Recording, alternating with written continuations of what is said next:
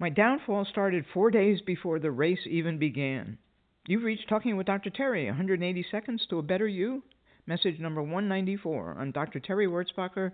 So many things were going wrong from day one on. But as soon as I was partway through day one, I knew I had screwed up and it would take a monumental effort to climb out of that hole. I had quote unquote put myself on liquids the day I left for Tennessee, thinking that would calm my GI tract, but not thinking about the glycogen depletion and how that would affect me. What a dummy.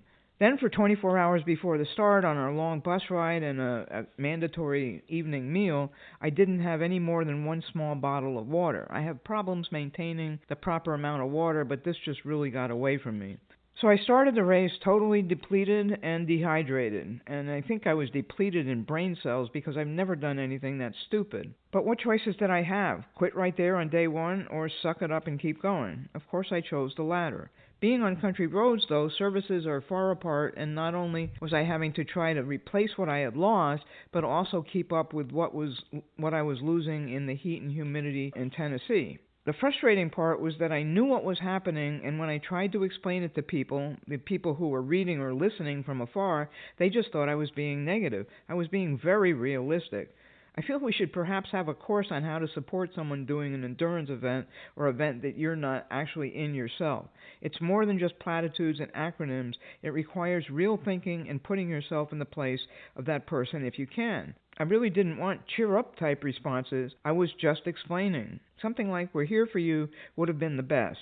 The "you can do it" is not overly helpful either because I know I can do it. I've done it six times before, but I didn't know if I could do it within the required time this year, given everything that was happening. The best help I had was from two people. One who took over all the updates for me so that I could get off of social media and messages and everything else and just focus on what I had to do.